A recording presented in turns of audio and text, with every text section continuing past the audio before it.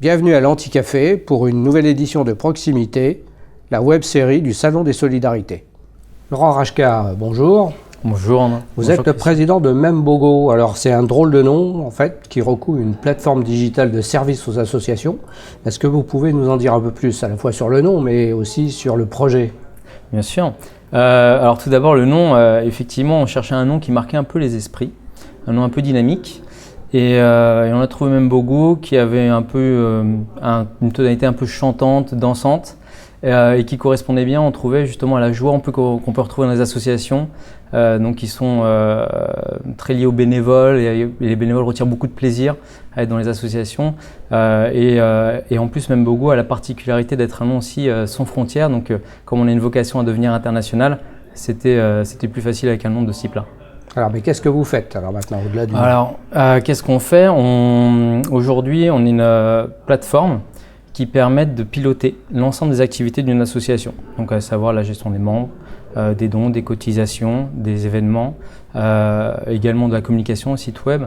Parce qu'aujourd'hui, les associations ont du mal souvent à bien gérer leur association. Et donc, l'idée, c'est de leur faire gagner du temps au niveau de la gestion administrative. Donc l'idée c'est de permettre d'avoir un référentiel unique dans lequel ils vont pouvoir avoir l'ensemble des données liées à leur association et derrière de pouvoir optimiser et automatiser les processus, donc à savoir gérer les inscriptions en ligne au niveau des événements, au niveau des adhésions, avoir un espace connecté pour les membres pour qu'ils puissent accéder à leur fiche profil, au renouvellement de leur adhésion et derrière ça permet également d'avoir un site web donc pour professionnaliser leur image de marque. Donc l'idée c'est vraiment, la force de Membogo, c'est d'avoir une très forte personnalisation de tout cet environnement-là et pour un prix abordable. Donc ça permet à des associations moyennes, peut-être de taille moyenne, ou des grandes associations ou des petites associations, à toutes c'est ça, en fait la solution est suffisamment souple pour s'adapter avec des problématiques liées aux petites associations, donc avec une application justement site web qui permet de s'adapter aux petites associations. Et on va aussi pouvoir se connecter à des sites web sur mesure, donc là pour les grosses associations, fédérations, fondations, sur lesquelles on va pouvoir avoir un service un peu plus évolué. On va aller chercher des congrès aussi derrière, on va pouvoir les accompagner sur des financements participatifs. Donc là c'est vraiment deux problématiques différentes, mais le système est capable de gérer l'ensemble de ces problèmes.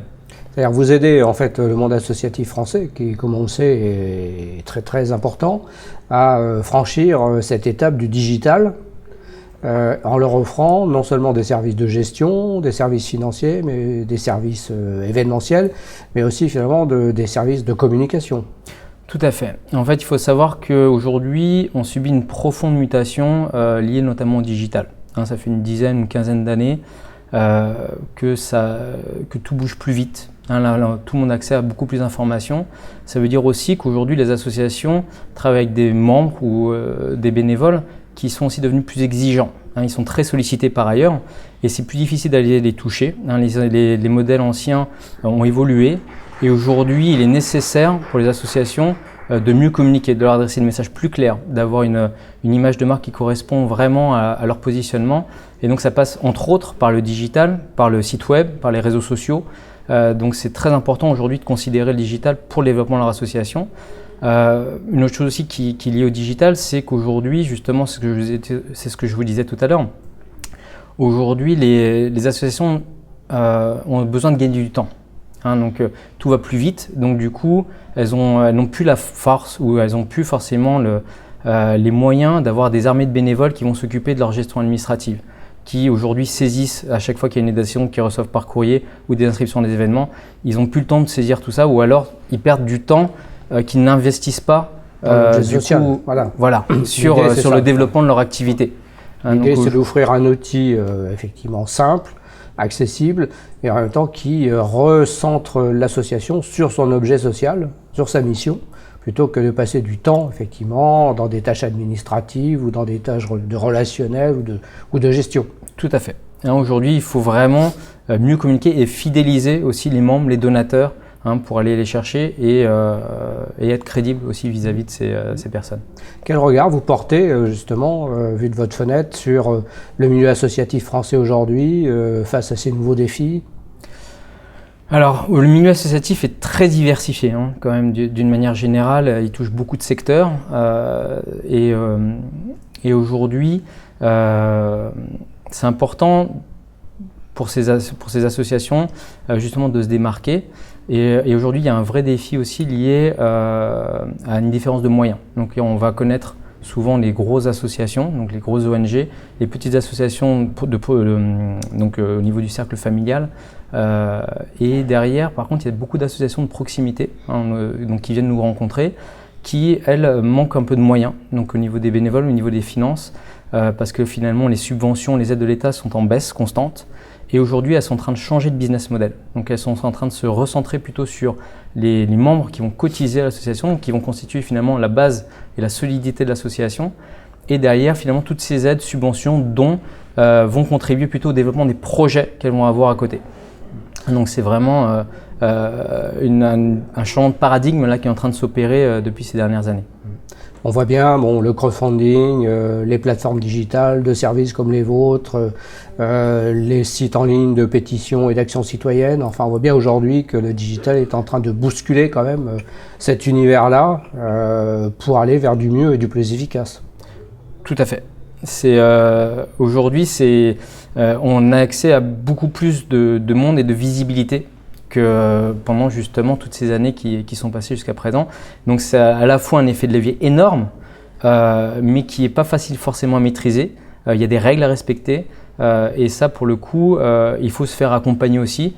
Donc c'est ce que nous faisons de notre côté avec Membogo sur ces aspects de gestion et de communication, mais il faut le faire aussi avec les plateformes de crowdfunding qui peuvent aider aussi à financer des projets de manière significative.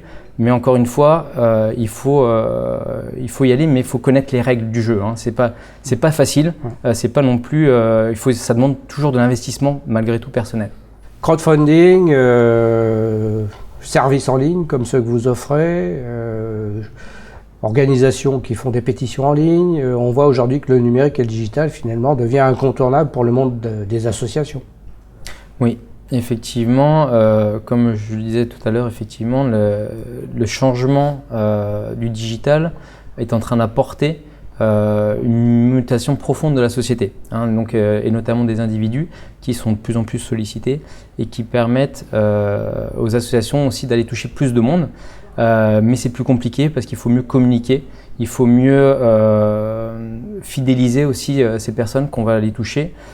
Et pour cela, il faut bénéficier d'une belle image de marque, hein, donc d'avoir un site web professionnel. Aujourd'hui, on ne peut pas s'en passer, d'avoir une communication par les réseaux sociaux pour aller toucher justement ses membres et ses bénévoles.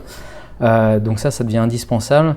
Et à côté de ça, il faut aussi que les associations commencent à gagner du temps et profitent de l'automatisation et du potentiel du web, du cloud pour gagner du temps, pour aussi sauvegarder leurs données. Hein. Je vois encore trop d'associations qui gèrent leurs cotisations, leurs membres, leurs adhésions sur Excel, avec des pertes de données qui peuvent être engendrées, avec des transmissions et des passations qui sont difficilement.